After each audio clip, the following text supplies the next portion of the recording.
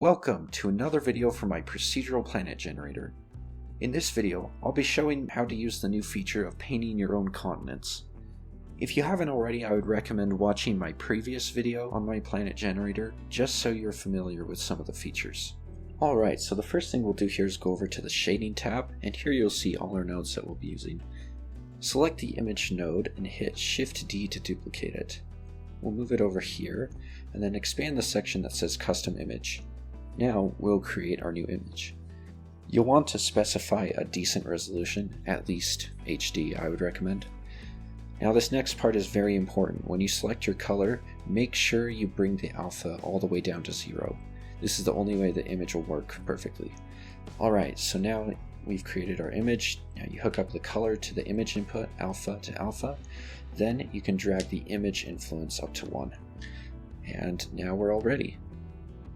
So now what we'll do is go over to the Painting tab, and here you can see it's just displaying the base colors for the planet. Go over to Texture Paint mode. This is where we'll be doing our painting. The basics are white is land, black is water, and you can hit X to switch between those two colors. So now we can start painting whatever patterns you would like on your planet surface. This all may initially look blobby at first and that it doesn't integrate well with the procedurally generated terrain, but we'll get into details later on how to make it look better. So you can just paint water onto land masses and land onto the oceans and just have fun making your own custom shapes. You can adjust the size of your brush with the size slider, so you can block in bigger continents, then switch to painting the water and subtract a little bit to get some relatively organic looking shapes. After you've finished painting, you'll want to go to the image dropdown in the texture preview window and make sure to save your image as a PNG.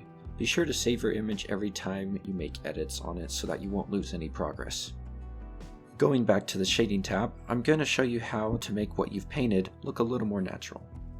Drag the Distortion for Custom Image node and expand it. Next, connect the vector output to the vector input on the image node. Now, you can adjust the sliders on the node to adjust how distorted the edits you've made look.